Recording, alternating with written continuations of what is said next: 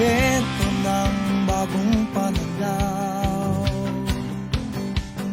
Sa produksyon, malakas ang kooperasyon. Katuwang ng mga magsasaka, pamahalaan at pribadong sektor. Dadagdagan ang kaalaman sa kabuhayan. Sa negosyo, pahuhusayin ang kakayahan. Angkop at bagong teknolohiya, subsidyo, patubig at infrastruktura. Siguradong pagkain sa buong bansa. Masaganang ani, mataas na kita. Maunlad na buhay ng mga magsasaka at mga mangingisda. Siguradong pagkain sa buong bansa. Masaganang ani, mataas na kita. Maunlad na buhay ng mga magsasaka at mga mangingisda. Siguradong pagkain sa buong bansa. Masaganang ani, mataas na kita. Maunlad na buhay ng mga magsasaka at mga mangingisda. Siguradong pagkain sa buong bansa. Siguradong pagkain sa buong bansa. Siguradong pagkain sa buong bansa. Siguradong pagkain sa buong bansa.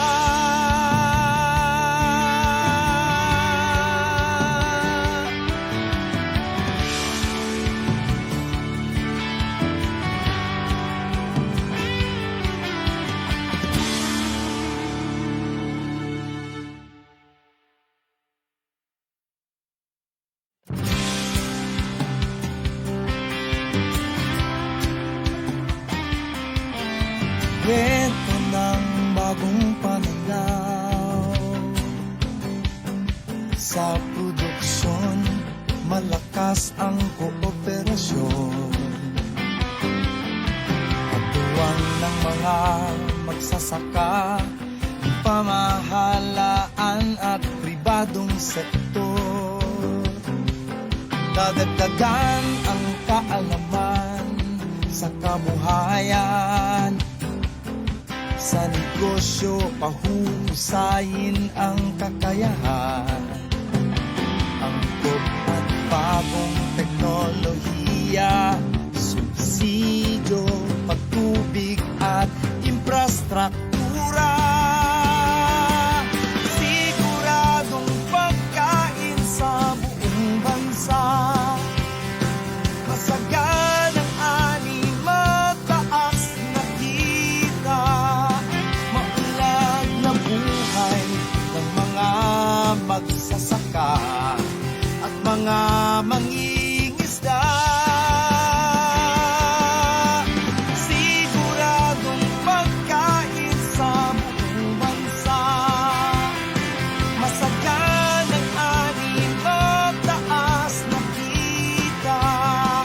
Maunlad na buhay ng mga magsasaka at mga mangingisda.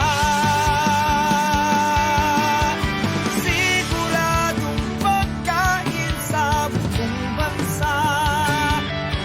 Masaganang ani, mataas na kita. Maunlad na buhay ng mga magsasaka at mga mangingisda.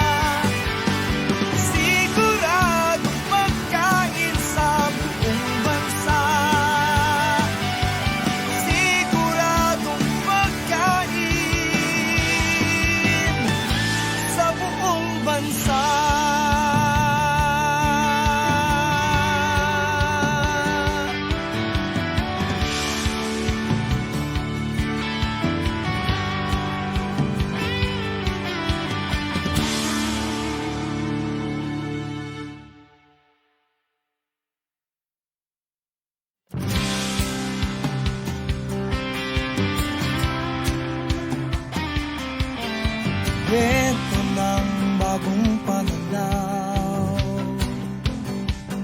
Sa produksyon, malakas ang kooperasyon. Katuwang ng mga magsasaka, pamahalaan at pribadong sektor. Dadagdagan ang kaalaman sa kabuhayan.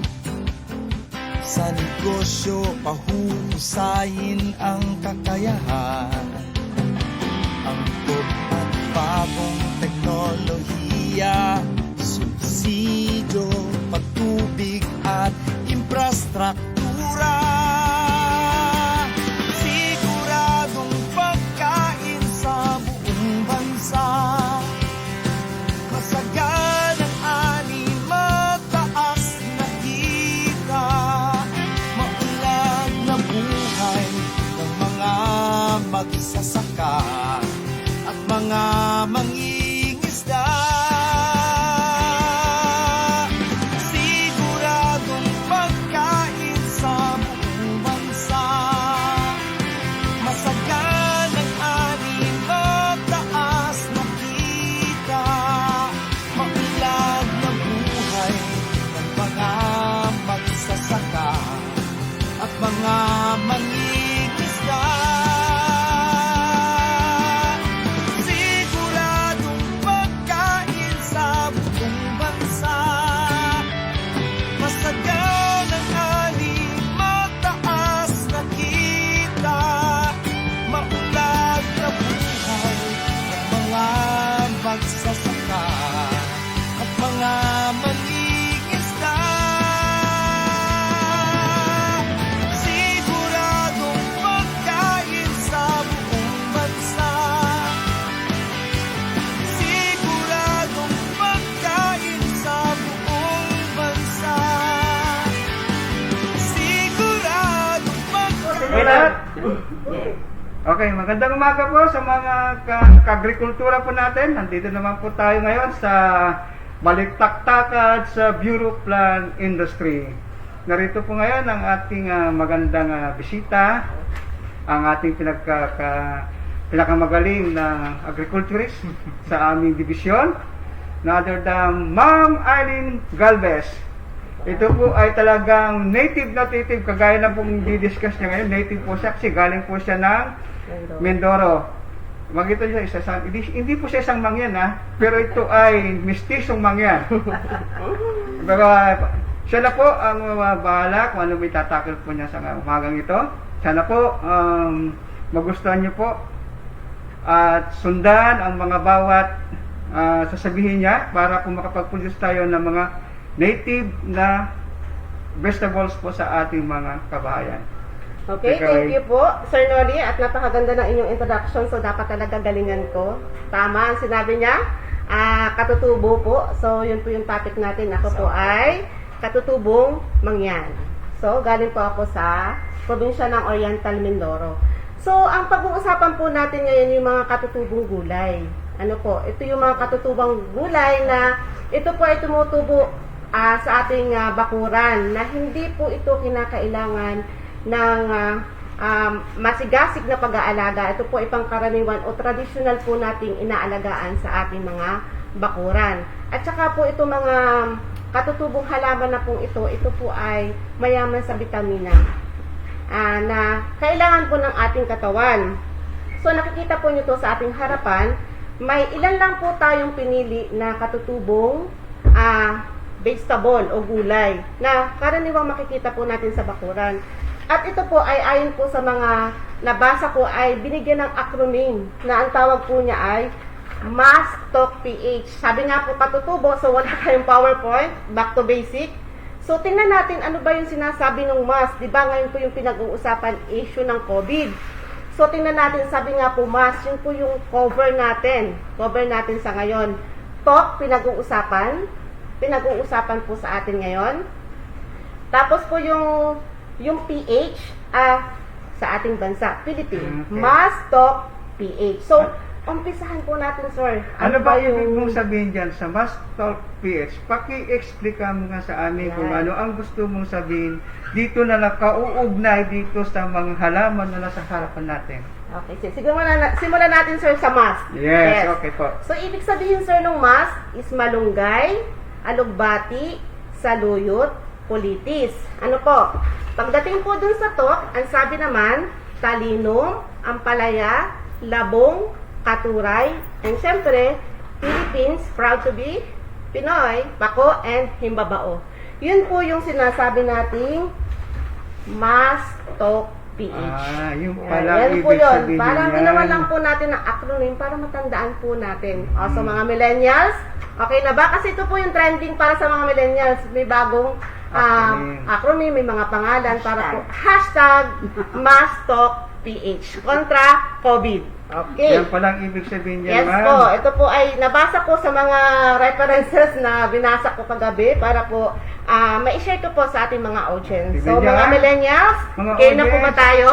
Nag-research pa si ma'am pala kagabi, Yes nagpuyod po. siya ng masyado. Yes, kasi on the Para lang spot. po dito sa palitaktakan po natin sa umagang ito, sa ating kawalihan. Opo. Ngayon ma'am, pag-explain mo nga muna kung ano ang kalagahan ng M na yan sa MAS. Yes po, as in M. Ito po talaga sa itong malunggay na to, ito yung pangkaraniwan na nakikita natin sa kapaligiran na parang tipong hindi natin pinapansin. Pero ito po pala ay mahalaga para sa atin. So tingnan natin, ito na po actual specimen nakikita natin. Kapag nakita po natin itong halaman nito, yung pala yung malunggay. Ano po? So, pag nakita natin ito na may mga sanga-sanga, may mga ilang dahon na magkakasalungat, so ito po yung malunggay. So, tingnan na natin yung uses po nito. Ano yung uses ng malunggay? Yung dahon niya, pag pinaklang po natin ganito, ay syempre po ay gamit po natin pang gulay, sir. Yes, Ginagamit po natin sa gulay. Ang buto, may nagsasangag din po kasi ng buto nito. Ano po, parang nut siya nung malunggay niya.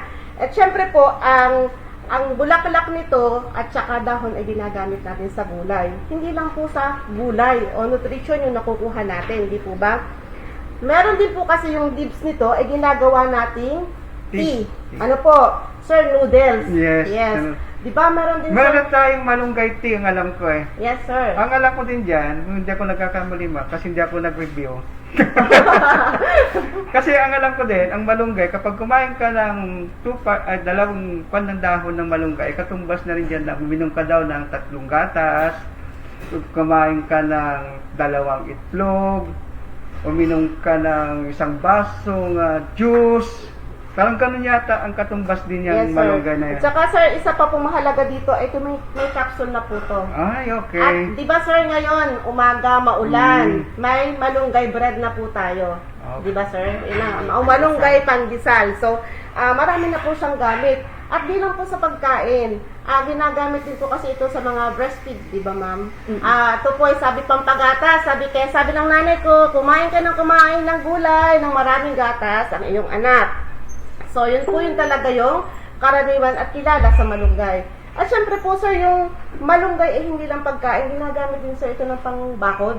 Yes, parang perimeter fence. Yan, perimeter fence. Tama ka dyan, sir. Pang-support din po sa, kumbaga po tayo naman hindi ganun ka-rich. So, ang kailangan lang natin ay masabing ito'y atin. So, ginagamit po yung poste niya bilang bakod po sa ating heaven. At syempre po, yung kanyang may usage niya, may bean oil pa rin po siya. Yung oil niya, ginagamit po naman syempre sa pampapaganda, sir. Di ba? Sa mga cosmetics, sa illumination parts ng mga natin. Yes, sir. Kaya, kumbaga, package deal, malunggay pa lang, buhay na. Kaya pala nalala ko, ma'am, interrupt mo lang kita. Sige, Yung sir. nanay ko, laging kumukuha ng beans, ng malunggay, yung dinidiktik niya yon para gumanda ang kanyang kutis na hindi ko lamana. Ay, naku, sir. Kasayang! Dapat na natin yun, sir. Sayang, kaya Kasi naman para ako. mas lalo tayo maging tisoy. Kung kaya Tisoy nga. namang, at tisoy namang yan. At Kung tisoy yan. na, ano ka, sir? Bicolano. Bicolano. Ayan. Sige, sir. So, pagpatuloy po natin, no?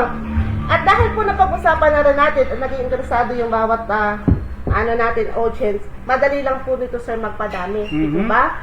Ang gagawin lang natin po, sir, ay sa pamamagitan ng pagpupula ng seeds. Seeds. Yan po yung seeds natin. And then, cuttings lang po.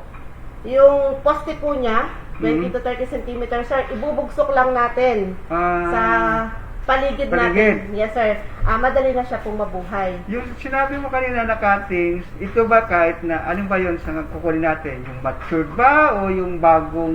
Mas maganda, sir, matured. Ayun. Para kaya niya na mag-survive, sir. Okay. Magpatuloy ng paglaki niya. At napaka-alwan, sir, sabi ko nga napaka-low maintenance kasi no fertilizer requirements. At saka wala pong pest and diseases management na pag-uusapan, sir. Kasi kumbaga po ay kaya niyang balansahin yung ecosystem.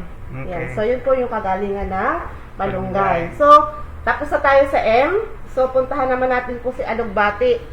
Yan. Sa mga audience natin, pwede po kayong sabi ng ano yung pagkakilala nyo sa Alugbati. Sharing tayo ng knowledge. So, yung mga audience po natin, pwede sila magsabi kung ano yung pagkakilala ng kanila tungkol sa Alugbati. Kasi baka po meron tayong hindi nasabi, nakahalagahan. Bilang tayo po ay bilang gabay lang sa kanila, meron din naman po sa kanila na may higit na alam pa rin po nakahalagahan ng ating mga halaman. So, pwede po nila yung sa chat message natin na karagdagang info po para yung lahat ng audience natin nakakapag-participate. Yes po, participatory tayo po ngayon. So, ganun po yung gagawin natin.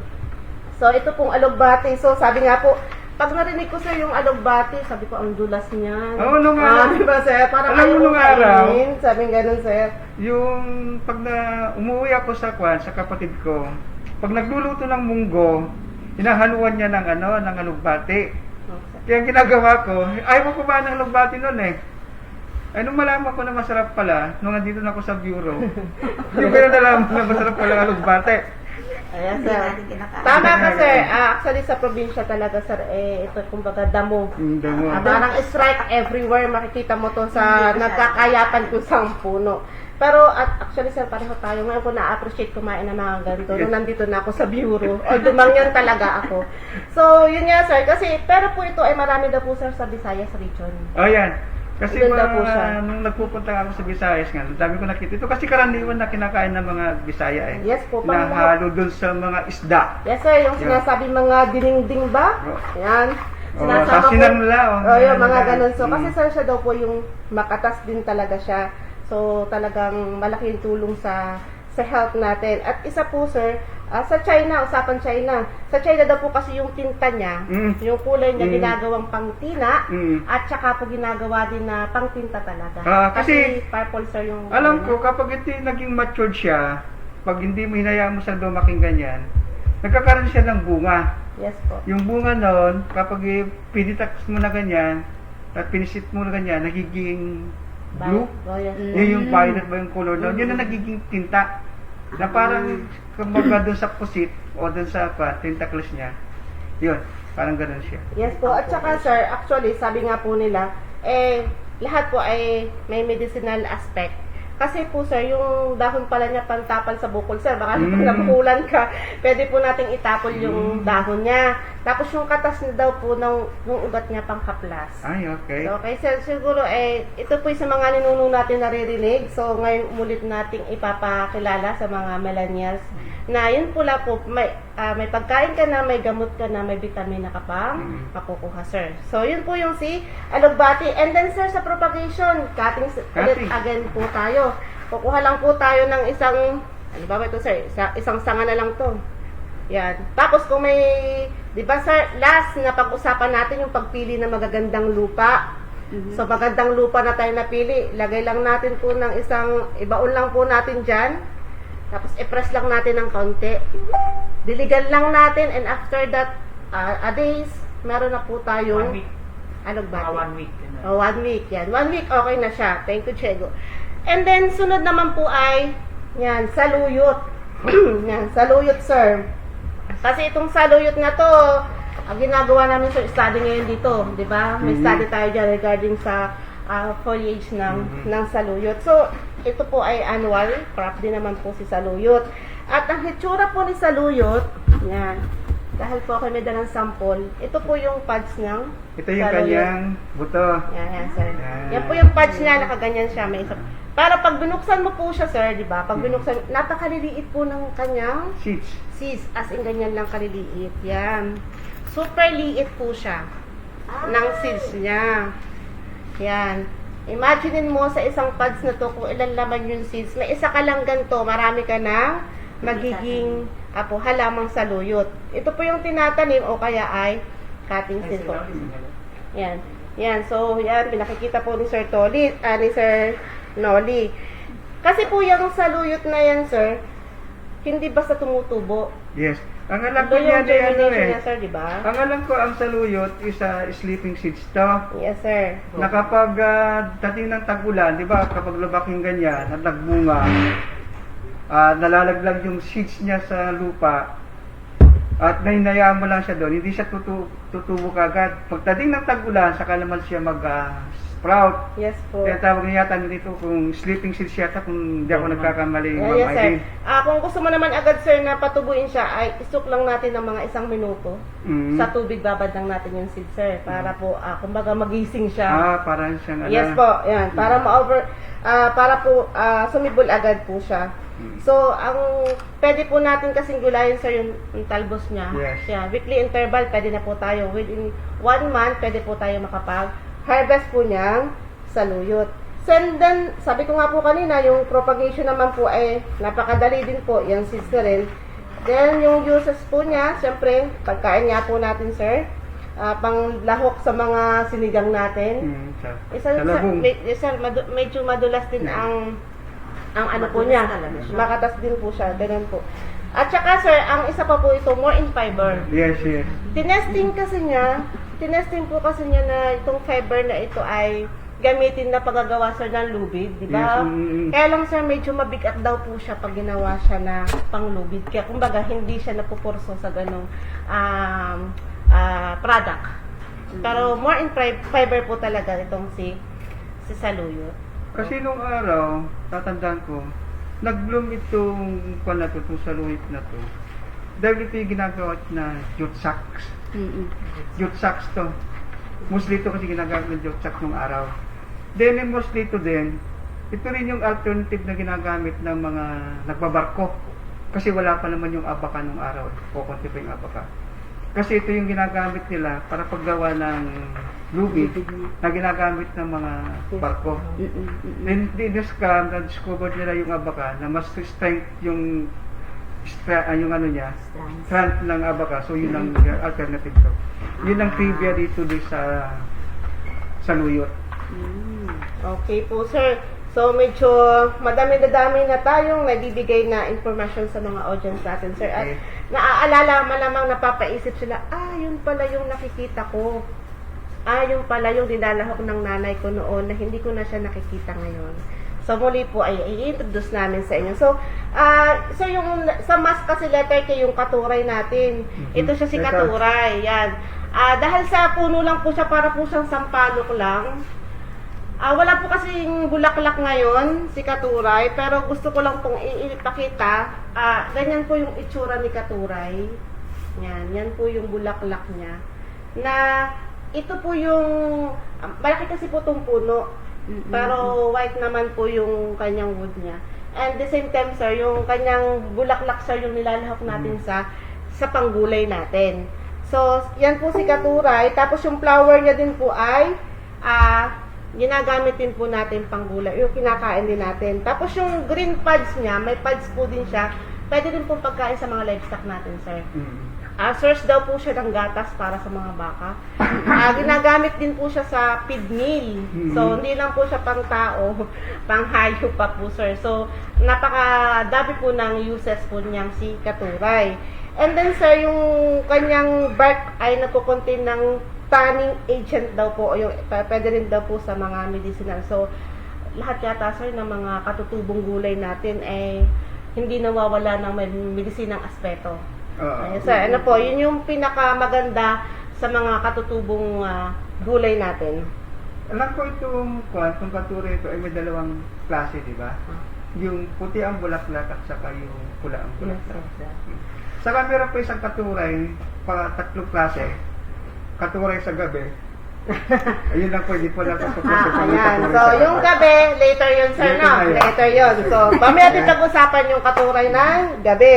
So, ang isa rin po kasi si katuray ay para po siyang ornamental. As in, napakaganda po ng pag-bloom po yung bulaklak niya, sir. Mm. Maganda siyang tingnan. Oo. At ginagamit din po siya sa reforestation o shade po. Apo, pang shade din po. Malaking puno siya. Malaki siyang puno po. So, Saka ito kasi pa, additional din ito. sige, sir. Itong katuray kasi, pwede siyang mabuhay kahit na drought. Bumubuhay siya. Yes po. Hindi niya kailangan ng masyadong Maintenance. tubig. Yes po. Ang mangyayari lang dyan kasi, kapag drought, nalaglag yung dahon niya, pag nagtagulan ulit, magbubloom siya ulit. Kaya Ayan. kailangan nitong katuray sa bahay mo. Kahit bihira kang umuwi, bubuhay pa rin siya. Ano sir, parang yun na po yata yung characteristic ng lahat ng katutubong gulay natin, no? Mm. Adapted Pwedeng sa environment. adapted po talaga siya at hindi mo talaga siya kailangan ng, sabi nga ay, pagtutuunan mo ng pansin for the management ng fertilizer, pests and diseases. So, kumbaga po ay nakiki-cooperate po sila sa mga taong busy na katulad natin na tayo po pag nakapagtanim na nadiligan ng kaunti sige sa isang araw na kita babalikan. So, napaka-cooperative po nila. Yan, so, yun po. Yung isa din, simulan natin dun sa word na talk, sir, yung talinum. So, Okay. actually, sir, ito tuwing nagsa-site visit ako, tuwang-tuwa ako na i-introduce ito, sir. Kasi pwede din siya kasing ornamental. Kasi napakaganda po ng kanyang bulaklak, although sir nakatikom siya, pero sa araw talaga sir nakabuka yung violet na bulaklak niya. Pero pag sa gabi sir nakatikom yan. Okay. Mahiyain sir sa gabi. Yan, mahiyain po yung sir sa gabi. So, yun po si talinum. And ginagawa po siyang ornamental sa ibang bansa din. Pero sa atin po nilalahak din po natin siyang gulay. Sa Okay. panggulay po natin siya sa mga salad. So, sa iba po kasi sa ibang bansa ay nilalagay lang po nila yan sa isang basket for display lang po. Yan, yun po yung si talinum. Kasi tuwan-tuwa talaga po ako, ma'am Chan, na pagka po yung tabi-tabi talaga sila, napakaganda po sir ng bulaklak. Ornamentals na, edible pa, so healthy pa talaga sir. Lumaki siya. Hindi sir, as in ganyan lang po siya, sanga-sanga lang. Naman siya. Pero hindi siya ganun kalaki po. Tumataba ng konti. Taba lang po. Payat lang siya ng... Opo nga. Sabi nga po dun sa South Asia ay siya ay ornamentals. Tapos daw po sa South America naman sir, panggamot daw siya sa tumor. So, hindi natin alam kung anong proseso yung ginagawa nila, pero na-cite po dun sa references na nabasa ko na sa South America, ginagamit po siya sa tumor. Yan. So, yun lang po. So, cutting sin again, napakabilis po ng pagpatami sir. Pag nakapagtanim po kami siguro ng mga 100 nito, kasi ito ngayon sa yung madami ngayon sa front natin na pinamimigay na seedlings. Tapos, ini-introduce na natin for urban agriculture para nga po, less naman po talaga yung management niya. So, yan po si talinum. And then, ang sunod po natin, Sinasahog din siya sa... yes po, sa mga gulay, sa sinigang na baboy, sinigang na isda, yan po yan. Ayan, ito po ay hindi siya naligaw, sir. Ang tawag sa amin ay ito ay ligaw na ampalaya. Yan. Yes. Native na ampalaya. Native na ampalaya. So ito po ang hitsura niya. Ito'y pinuntahan ko lang kaninang umaga sa field. At sabi ko siguradong meron dito. Sa probinsya kasi po, sorry. Yan. Sa probinsya po kasi ito, strike everywhere, sir. Basta may strike damuhan everywhere, lang, may no? damuhan. Basta may damuhan po siya. Hindi mo na Ito kayo... yung Yan. Kapagod natin ng kanyang bunga. Yan Ito po yung yung- kanyang bunga maliliit. Yes po. Ito lang. Pero kapag kinain mo ito, alam ko, napakapait. Super ang pait niya. Ayun, sir. Yun daw, sir, ang tunay na ampalaya. Baka Yung ito lasang ginagamit mapait. ng mga diabetic. Yes po, di ba may charantiyat tsaa at tsaka capsule, ma'am? Ayan. So, ito na po yun. Kasi ito nga po, ito po yung approved by the DOH na ito ay gamot sa HIV, sa mga diabetic. Ito yung ampalaya. Kaya, sa market po, makikita natin na meron po ng ampalaya capsule. Yan. So, ito po yung itsura niya. Ito po yung bulaklak niya. Yan. At sabi ko nga kanina, hindi ko napansin, may bunga pala. So, ito po yung bunga niya. Yan. Napakalit. Malayong malayo po dun sa ampalaya na tinatanim natin na yung ginugulay natin. Pero ito po ay talagang as in less po siya sa management. Pero ang pagpapadami rin po niya is yung cuttings and seeds pa rin po Ito yan. yung seeds niya na napakaliit masyado. Ayan. Ayan. Yan ang seeds niya. Yes po. Yan po yung paraan ng pagpapapropagate niya. At saka nakakatuwa pala, sir, siya. Itong ampalaya, magkahiwalay yung babae at lalaki niya. Hindi sila magkasama. So, kailangan niya ng artificial pollination. Yan, sir. Ang sabi po nila ay, ito naman po ay adaptable sa anong klaseng mainit o malamig na lugar. So, ito po yung ampalaya. Ano po? So, kailangan, ang sabi po nila ay, required siya ng artificial pollination. Para po siya ay mag-produce ng kanyang mga bulaklak at saka ng halaman. So, yung sabi nga po natin, yung leaves, napakasarap po ng ginataan nito. Yan. Yung purong-purong gata, sir. Di ba? Napakatamis na niya, hindi na siya mapait, matamis na siya. At pagka tayo ay, yung manok ng kapitbahay lumipad sa atin. May panglahok na sa tayo sa tinola. Yan. Di ba, sir? Alam mo kapag naglilikira ako minsan, pag nabang na sa urban, sabi ko, unang-una yung alagaan ay manok, pangalawa ay sili, pangatlo ay ang ampalaya, pangapat ay papaya. Yung lagi ko sinasabi kung naglilikira ako sa urban. Oo nga, sir. Kasi napakadali naman, di ba? Accessible lahat sa lahat. accessible lahat kasi Opo. yan. Tsaka, sir, siyempre, may rayuma ka ba, sir? Wala naman. Okay. Pwede pang lahok, sir, sa munggo. Mm. Di ba? Lahat yung dahon niya. Yung dahon niya. Huwag lang So, pag huwag lang masyado dahil mapait nga ito. mapait nga, sir. Tama ka dyan. Kunti-kunti lang. Okay, sige po. Kasi sabi nga po nila, ito ay pang skin disease pa rin siya. Then, siyempre po, yung sterility po ng woman, pagka daw sobra, sir, pwede mawala yung baby sa napupunan, di ba? Yun daw. Kasi, sir, di ba, mapait? Huwag masyado siguro sabihin na pang ano to, pang... Oo nga, sir. Oo. Hindi naman Kasi po. kapag may gamitin ito ng mga... Kamag-anak ng makabuhay. Kasi Pero mapait. ganito huwag nyo gagamit sa mga kwan. Yes po. Gagamitin sa mga... Okay, yun. ano. Ito naman po yung mga professional naman, sir, yung mga nakikinig sa atin. So, alam naman nila yung tama at mali. Sinasabi lang po. Kasi, pag-ingat din, sir. Kasi baka maparami kasi yung kinakain nila na hindi nila alam na may epekto sa kanila. So, Okay. yun na lang po yung ating masasabi po diyan regarding po sa ampalaya. And yan, sir, ang napakagandang props natin, labong. Instant, may ano tayo. Sir, ma'am, yan si Bamboo. Yan, napakalaki po, ma'am. Yan, ito po yung labong. Na hindi lang po, napakaraming uses, ma'am. Kasi ito po yung tunay na labong. Yan. Pagka po kasi may sungot, ito po yung ginugulay na, yan, yung 7 to 14 days lang nakakalabas pa lang. Yan na po yung, ma'am, yung ginagayat. Ginugulay na po yan. Yan na po yung ginugulay natin sa labong. Akala natin basta kawayan lang siya na pang tinatanim para sa pang windbreak po natin, di ba, sir?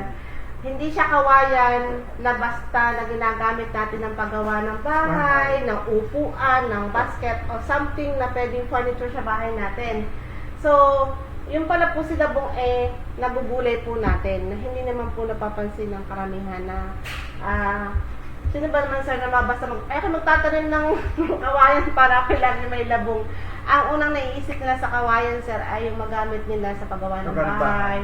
At saka pang sangga po sa malakas na hangin. So, yan po yung labong. Saka, ang trivia kasi to, Sige, sir. itong kawain na to, itong sa bembo natin, meron ng bagong... Sige po. Yan. Dahil si sir ay... At saka ito po ay lahat po ng salt cuts pwede po siya. Pero karamihan po nakikita natin siya sa mga tabing ilog. Sa mga sapa. Yan. So, kasi ito pang control din po sa soil erosion, yung bamboo. So, napakarap pong gamit itong bamboo natin. At ang isa po dun ay may labong po tayo makakain. So, dito rin po namin ito malinit inuulam. Kasama po ang mga bugoy dun sa field. Kasi pag naglilinis po kami ng field at may nakita kaming nasungot, oops, abangan natin after 1 week, pwede na po natin siyang gulayin. So, ginagayat lang po siya, tapos pinapakaluan, tapos ginagataan. Di ba, ma'am? So, yun po yung labong natin. So, pag nag-propagate naman po sa ma'am tayo rhizome lang o yung cutting, rhizome cuttings at saka yung cans cutting po yung ating itatanim. So, yan po yung labong natin. And then, ang sunod po natin na halaman o katutubong gulay na sinasabi ay yung kulitis. Yan, ito po ma'am si kulitis. Actually, nung dito ko rin po siya na-appreciate para sa Sir Noli. Sa amin po kasi yung tingin ko dito damo lang. Kasi sobrang tinik siya, ma'am. Ayan. Kung sino po yung nakakilala at talagang naka-experience ng tinik ng colitis, ay yung amaranth o uray sa ibang tawag. Ito po ay ginugulay, dahon po. Nilalahok din po natin sa mga sinigang. Ito po yung katuray natin o uray na sinasabi. Siya po ay masarap na panglahok po sa sinigang. Medyo madulas din po siya. Katulad po nung mga alagbati natin. At saka yung saluyot po natin. Kasi din po ay, minsan kasi po ay, ito po ay ginagamit sa mga sinigang. Tapos po yung medicine po niya, ay maganda rin po daw po ito sa mga papadedeng ina. Yan. So, sa mga lactating mother po, ay pwede rin po ito. Tapos po yung sa may mga nilalagnat, sa yung may sa hemorrhage po, may anemia and kidney problem, yan po yung medicinal part po ng ating amaranth. So, ito po yung amaranth. Pag nakita nyo po ito sa inyong harapan, inyo na pong alagaan. Kasi yan po ay minsan ay tumutubo na lang po minsan sa dala po ng ating mga ibon. So, cuttings din lang po ang ating pampa-propagate po diyan o pagpa-dami. And then, sunod po natin itong pako. Yan. Napakarami po tayong klase ng pako. Pero ito po yung edible na pako. Wala lang po yung medyo kulot-kulot na dahon niya. Na yun po yung kinakain natin. Yun po ay ginagawang nilalahok sa salad. Napakasarap po siya sa salad. O kaya naman po ay nilalahok din natin sa mga gulay. Kalahok po nitong silabong. Ayan, ito po, pag ginata natin ang labong, ito po ay pako. Ito po ay madalas natin makita. Ako actually po, madalas makita ito sa mga sapa, sa mga ilog, sa mga malalamig na lugar. Parang sa mga forest area po. So, yun po yung labong. Actually, ako po yung labong ay doon ko lang po nakikita, pero ito po pala ay pwedeng pang urban na talaga na i-culture natin sa ating tabi. Lalagay lang po natin sa malamig na lugar or na hindi po direkta siyang nasisikatan ng araw. Ito po yung pako natin. So, maraming pako. Yung pako kasi, yung ugat, iba ginagamit po sa mga ornamentals. May pakong pang ornamentals at may pako din po edible. So, ito po yung pako ay isa po sa mga katutubong gulay natin po dito sa ating bansa. And next po ay yung pong himbabao. Yan. Actually, yung himbabao, wala. Ito po siya. Cuttings lang po meron kami sa ngayon kasi malaking puno din po yung malaking puno po yung himbabao. Tapos ang bunga po niyan itsurang parang uod. Parang uod po, ma'am, di ba? Na parang pag sinigang mo siya at nakalutang sa tubig, uy, kakainin ko ba to? Pero pag kinain mo naman po talaga siya, ay masarap po siya si himbabao. So, tingnan lang po natin kung ano yung kung may makikita ako na klase ng himbabao yan. Taman. Tingnan natin yung hitsura ng himbabao. Para siyang uhod. Yan. So, wala lang po kami makitang live specimen ng bunga ng ayan. Para po siyang uhod ang himbabao. Tapos siya po ay pinopropagate din by cuttings po. So, katulad po ng dala ko po ay cuttings din po yung gamit ng himbabao. Tapos po sa pagkain naman po ng himbabao ay ang edible portion po niya ay ginagamit din po siya sa pinakbet. So, parang common lahat po ng mga talbos natin o yung leafy vegetable natin na katutubo na nandito ay pang pinakbet o pang sigang po natin lalahok. Tapos po yung wood po ng himbabao ay ginagamit din po natin pang sa mga cabinet. Pang support din pala po paggawa ng cabinet natin, musical, instrumental, at saka po yung pang boat planking. So, yun po yung gamit naman po ng kanyang wood.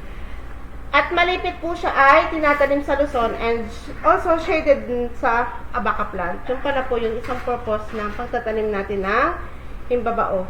So ayon po sa ating 10 halaman na yan, kaya ito po yung naisipan namin na italakayin ngayon. Kasi sabi nga po, must. Ang ibig sabihin itong must na to, cover.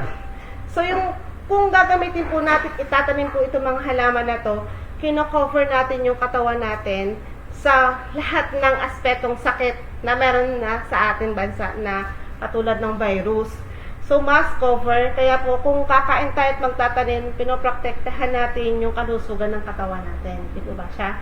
And sabi nga, talk ay dahil ipalaganap natin sa lahat ng nakikinig, ipalaganap natin sa kakilala, kaibigan, na tayo ay magtanim ng mga katutubong gulay para maprotektahan natin yung sarili natin. Sabi nga po, pag kumain tayo ng ng ating mga native na vegetable o gulay, tayo ay naka-isang step ahead na makaiwas po sa sakit. Diba, sir?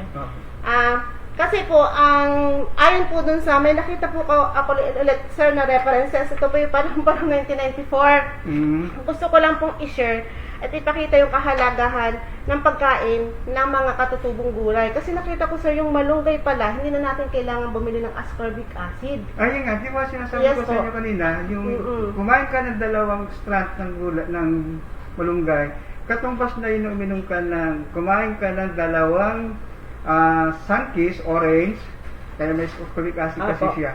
Yan ang katangian ng malunggay. Yes po. Para kumain ka na rin ng 2 carrots sa pagkain mo ng 1 kwan ng malunggay, Opo. 1 tasang malunggay.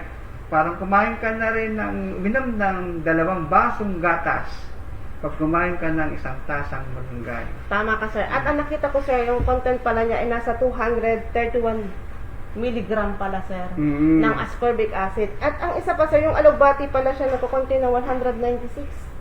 196 or 89 na ascorbic acid. So, sa 10 ito na meron po tayo sa ating paligid, or 8 lang, sir, hindi na natin kailangan pumila sa mercury drug para bumili ng ascorbic acid or vitamin C kasi nandiyan na po yung sa halaman na meron tayo sa ating kapaligiran. Na ngayon talaga, sir, ay ang trending ay lahat sa social media ay mag-vitamin C, mag-ascorbic acid. So, hindi na natin kailangan pang bumili ng may mga, di ba, sir, pag ascorbic acid kahit pa paano may mga chemical content pa rin naman yun pag binili natin sa mercury. So, ito fresh na po. Tapos, less gastos pa kapag po meron tayo sa ating bakuran. So, yun po yung kahalagahan ng pagtatanim ng katutubong gulay natin. At isa nga po ay, kumbaga, nagiging neglected na, sir, to, di ba? Kumbaga, nasanay tayo na, bili tayo ng gulay, talong, kamatis, carrots, mga ganun lang, sir, yung bibili natin sa palengke. Madalang, sir, natin na makita na may nagtinda ng mga amaranth, talinum, diba, sa palengke, sir? Wala kang makikita. Wala. Kasi ito po talaga yung katutubong gulay na hindi siya commercial o pangkaraniwang nakikita sa palengke. Ito po ay traditional na pag-aalaga sa ating bakuran. O kaya ang gawin lang naman ng ating mga manunood o sa pumapalo sa atin. Yes. Kapag naggulay sila, wala sila na kahit mga 2 o 3 dahon lang. Sasama nila doon sa gulay nila every luto nila ng gulay. Kung sawa na siya sa lugbati, kung naman doon siya talino, 2 o 3 dahon. Para kayo na rin may inom ng gamot everyday. Yes po, tama ka dyan, sir. Ando na yung food supplement natin and vitamin sa katawan natin. Kaya sabi ko po nga, nung nakita ko yung topic, sabi ko, napapanahon sa panahon ng COVID na meron tayo na back to basic, gamitin ko anong resources ang meron tayo. Hindi kailangan gumastos para magtanim, di ba, sir? Walang fertilizer na masyadong requirement and management. So, kayang-kaya ng kahit sino, basta decidido, sir, magtanim, tubo pa. Okay. Kasi meron din po, sir, tayo mga kasamahan din sa bureau na ngayon ay nanonood na nagdadagdag ng info regarding po dito. Kasi isa 10 ito, pero rami po, sir. Ayun naman ako.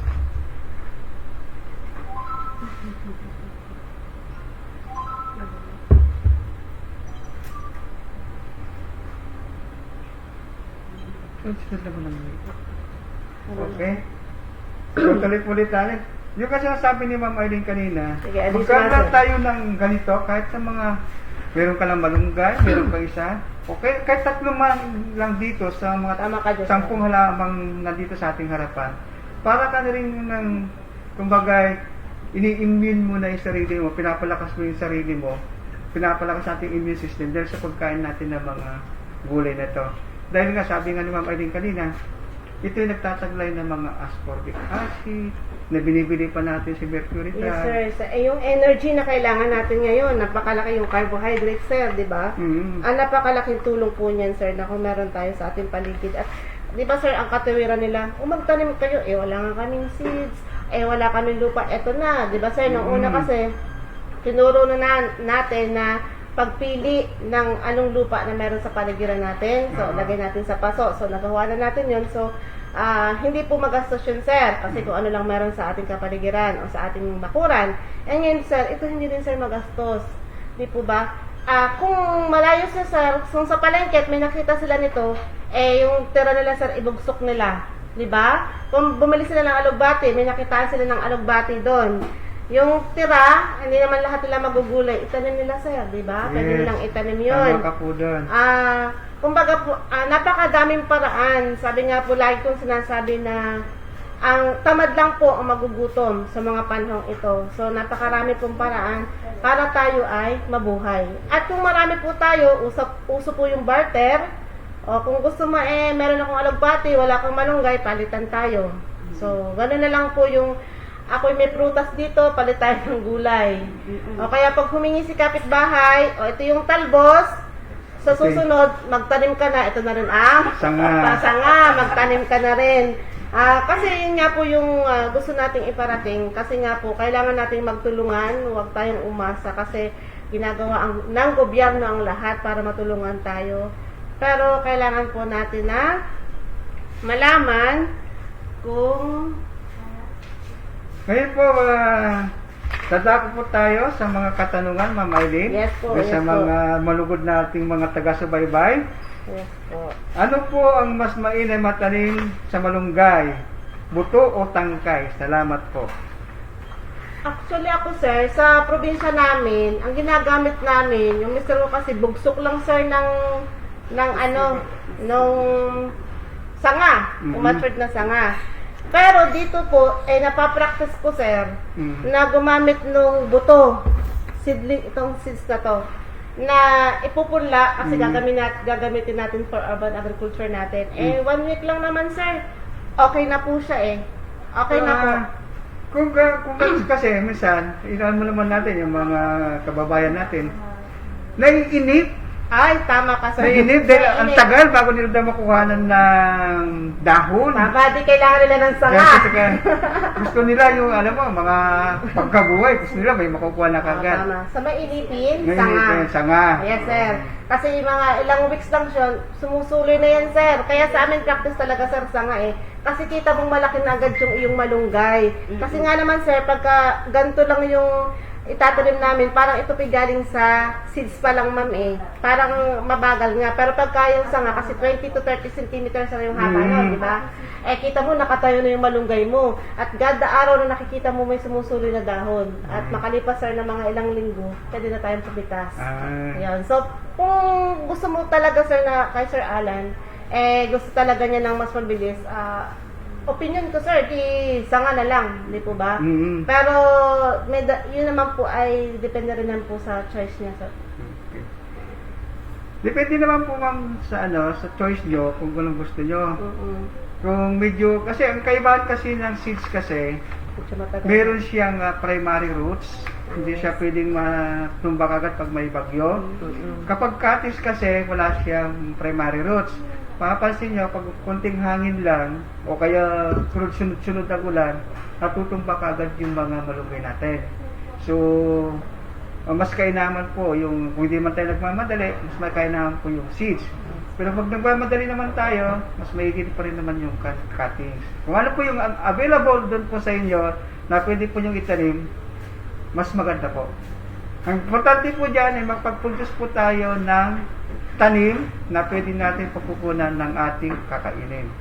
Ngayon, meron pong katanungan ulit, galing naman kay Madjo Agdepa ng Goneda. Bakit ang mahal daw ng seedling ng laurel? Ay, oo nga, sir. Sige po, sir. Dahil ikaw ang higit. May kaalaman pagdating sa laurel. Ganito po yun, kaya napakamahal po yung seedling ng laurel. Bihira po kasi may laurel po dito sa atin. Tama ka, sir. Saka yung seeds po nito, napakahirap po nito ang mag-propagate. Kung minsan po, ginagawa po namin dyan ay nagmamarkot kami para makapag-produce po ng laurel. It takes time, siguro mga 3 months bago siya magkaroon ng ugat. So, napakahirap po ang propagation po ng laurel, kaya po ang mahal po ng seedling ng laurel. Tama ka, sir. Actually, yung laurel na yan po ay isang beses na ako nagkita nung nagkaroon kami ng trip sa Gourmet Farm. Sabi ko, ito pala yung laurel. Kasi hindi nga po siya common na although sabi nga po napakadali sana kung meron kang isa, dahon-dahon lang, sir, pera na. Oo. Di ba po? Isa-isa. Isa-isa, piso-isa. Kaya lang, napakahirap talaga, sir, niyang magbuhay. At saka po, mahal po talaga, sir, ang seedlings niyan. Parang 1,000 ba, sir? 1,000 kasi isa. Yan, so. Ngayon, kung sa seeds kasi, yung ganito kalit lang, 350 ang isa. Kasi nga, hirap po kasi ng seeds nito. Nanggagaling po yun ng seeds natin, yung seeds kasi nito, sa ibang bansa pa. Mostly dito sa Thailand, nanggagaling yung seeds ng laurel. So, wala tayong plantation ng laurel po dito sa Pilipinas. So, napakahirap po talaga ang propagation po ng laurel, kaya po siya mahal. Ano pa pong question? Wala na po bang question dyan? Director Live? Mga pagbati na lang po. Ay, okay. So, hopefully, sir, hopefully yung ating ginawa ngayong umaga ay madami tayo na encourage na mga audience. Yung mga greetings yan, sir. Ayan, sir. Okay. Basahin po natin yung mga greetings from Rafael Viles Manoroto. Good morning from Guagua, Pampanga. Perla Delia Peña Binaflor. Good morning po. Watching from Quezon City. Taga Quezon City nung po siya. Jael Bautista po from Cavite. Yan lang po. Katapos si Catherine Picayo from Batangas. Ayan, actually, ma'am, nakakatuwa kasi yung sa section namin, sa division namin, may mga inquiry. Si Ms. Marisa Ramos, sumasagot din po siya sa mga question Salamat. ng ibang mga audience natin. So, talaga sir, group effort talaga ng division natin to na makapag-share po talaga ng kaalaman sa ating mga audience. Ano po? Kasi ito lang po yung tanging matutulong namin sa panahon na ito na i-share yung aming kaalaman. At sana po i-adapt po nila. Ano po? So, tandaan lang po talaga nila yung Mass Talk PH. Kasi yung mask na ginagamit natin to cover our body sa virus, so yun po yung mga halaman na dapat nating itanim na marami pong vitamins, food supplement, and low maintenance po. Wala pong problema sa pag-aalaga po. Dagdag ko lang po sa mask na sinasabi ni Ma'am Maricel. Kaya sinabi ding mask yan, gawa yung cover natin kasi yung immune system ng ating body. Yun po yung pinaka-importante dyan. Yes, po. Palakasin po natin yung immune system po natin ng ating katawan. Kaya nga po itong mga halaman na nasa harapan natin, yung talino, yung malunggay, ito po ay nagdadagdag ng para ma-enhance yung immune system o ma-encourage yung katawan natin na magkaroon ng laban dun sa mga sakit na pwede po natin makuha pag isalamuha kung saan man tayo pupunta. Napakainam po ito. Hindi na tayo bibili. Parang hindi ka na bibili. Okay, kaya tanggalin nyo na po yung pagiging partnership nyo sa Mercury Drugs. Yes Dito po. na lang po kayo pumunta. Yes po. Actually nga, sabi nga po sa ibang bansa ang dalang ng mga generic na tindahan, mga pharmacy or Mercury Drugs. Parang sa atin lang meron na bawat kanto meron. Kasi sa iba po talaga mga herbs na lang po o yung mga halaman yung ibinibigay nila pag konting sakit lang ng ulo. At ang mahalaga din talaga dito sir chemical free. As in chemical free, kumbaga Organic po lahat yan. organic po talaga lahat. Kumbaga yung tabang meron lang po sa lupa, yung kinakain ng halaman na siya naman po siyang magtitid para sa atin. Okay. So, Maraming salamat, Ma'am Aileen, sa okay. binigay yung kaalaman dito tungkol dito sa mga halamang katutubo. Yes po. Ito sir ay hindi natatapos. 10 pa lang ito sir, ma'am. Kung dun po sa meron pang mga alam na katutubong halaman na nakikita nila sa kanilang lugar, kasi iba't ibang tawag po tayo sa iba't ibang dialekto, pwede po nating i-chat po dun sa message natin. Sa part sir ng collection namin, malaman pa rin po namin ano pa po ba yung merong katutubo na meron, kasi baka mawala na. So bagka okay na po yung panahon, pwede kami makapasyal sa lugar nila for collection para maparami po natin yon. So yun naman po yung isang request ko lang po, give and take po tayo. Kung meron po kami mga katutubong gulay na hindi nabanggit ngayon at meron pa po kayong alam, pwede po nyong ilagay dun sa chat message natin dyan. Para naman po, meron naman po din kami madagdag sa aming kaalaman. Ano po, baka meron po kayong alam dyan. So, tulungan na lang po tayo para po magkaroon din po tayo ng magandang data pagdating po sa mga katutubong gulay natin. Okay. Ayan po. So, yung mga ating mga direktor. Ayan, so sa ating mga ama ng ating ahensya, ano po, kay Sir George, kay Sir Glenn, na patuloy po yung pagsuporta sa atin, busy, sa pakikipag-MOA signing, pakikipag-coordinate sa partners natin regarding sir sa UAP program natin, na plan.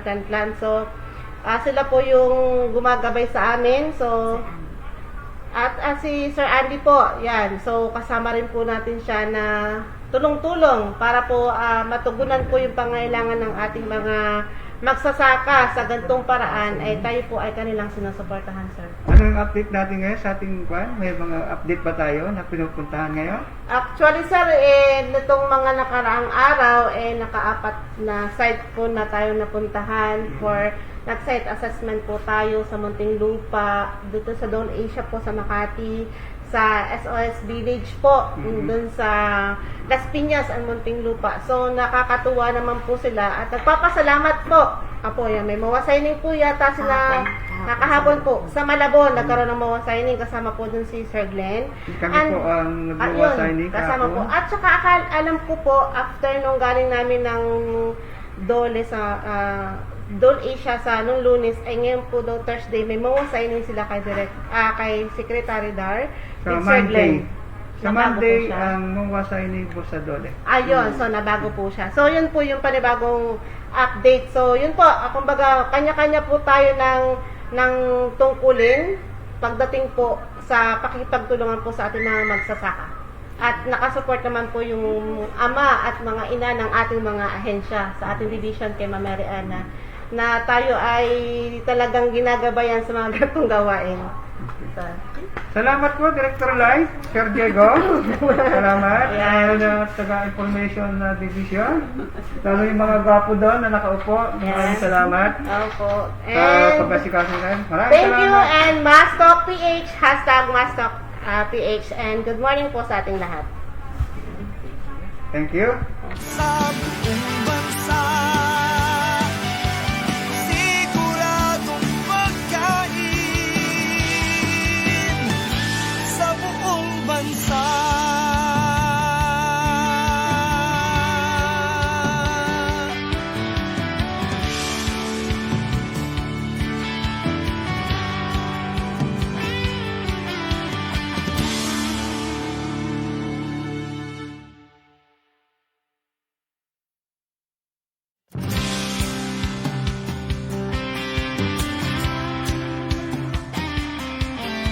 Kwento ng bagong pananaw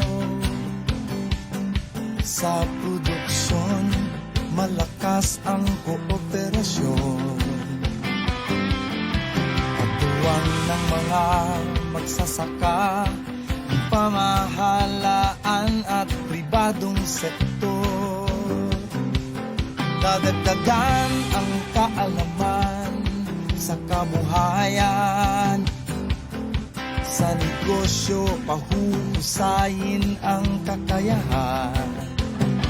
Angkop at bagong teknolohiya, subsidyo, patubig at infrastructure.